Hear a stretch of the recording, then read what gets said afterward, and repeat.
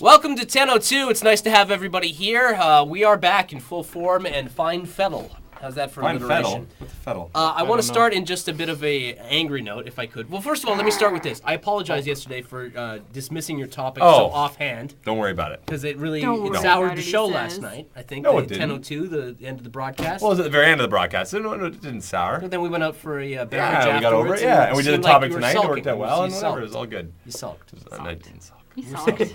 No, I never sulked. You I clammed was up. tired. But anyway, thank you for your apology. All right, it was sort of a half-assed apology now that I look back on it. But I want to talk just very quickly about people who decide that they're going to insult the show in a very public fashion without making me part of the insult. I don't mind if you go to my Facebook fan club and write, Ryan, your show sucked ass. I don't care. It doesn't bother me at all. It doesn't bother me one bit. You can email me and tell me that I'm the biggest moron on the face of the earth. Trust me, I've heard all of these things before. Doesn't faze me in any way. But when you start to go to other places or write to the boss specifically, telling me that I should lose my job, no, not telling me, but telling them I should lose my job, that's when I start to take it personal. What I do is get people's opinion. I get people's reaction. You want to react? You want to give me your opinion? Absolutely, I will defend whatever I say to you. But I'm not going to sit around and let people just try and take my employment away from me, as somebody tried to do tonight, and then say nothing about it. So that person's been put on notice. You try to do that again, well, you're going to have quite a few more words from me, to be completely upfront. Am I wrong to say that? I don't know. No, totally within the right. Everything. All it just logical. pisses me off, man. I'm serious. It's just like people think they can just email to the boss and or put it on a website and say, well, you know, Steve Couch, have a look at this. You got to fire this guy because I don't agree with him. Please, grow up. Mm-hmm. No, all that makes sense, and you know, I think you're probably giving the guy too much credit and giving him, too much of a service by acknowledging his comments in this form. Yeah, but I guarantee you, if I wrote to his boss and said, you know what, so-and-so is bad at accounting. He screwed up my taxes. You should fire him. He'd be pretty ticked too. Yeah, sure. Yeah. Here, I want to lighten things up and share something. Quickly share something that I found. This is totally on a personal note, but I'm proud of this. I was on the internet tonight. You know he's proud because the octave changed. Looking at different news sites as I tend to do during the show to look for future topics and whatnot. And one of the sites that I occasionally check, an upstanding media source. Is it going to be Star? Is it going to be Sun? No. Toronto?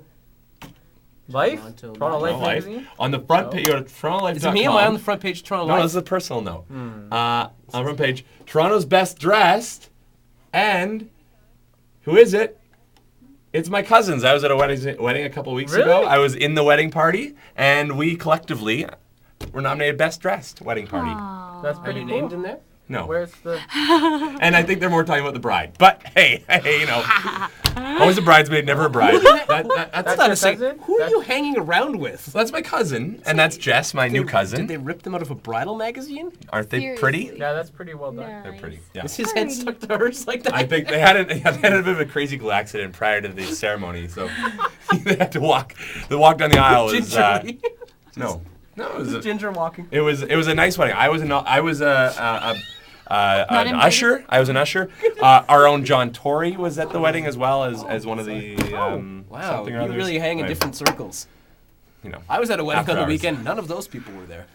Anyway, so Jed and None. Jess, None. Congratulations on a great wedding. They're back from their honeymoon in Egypt, and they are Tell the people what we on the got coming cover up tomorrow. of Toronto Life. Toronto Life. No.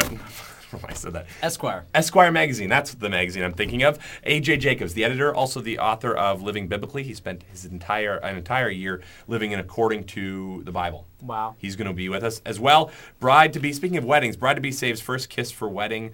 What? Wow. What? What do you think What? of that? Yep. What? She did not. Rachel Welsh, 21, says she decided at the age of 14 she wasn't going to kiss any guy until she was married. According to a crazy? report, she's getting married this July. I don't think the wedding's going to last. What do you The marriage, rather. You need to know how a woman kisses before you can even... need to know how a man kisses before you can even... Sure. Wait let's a go minute. with that. What? I don't know. Mark will worry about kissing you tomorrow. Mark's never been kissed. Sign off quickly, somebody. 10:02. We'll talk to you tomorrow. Bye.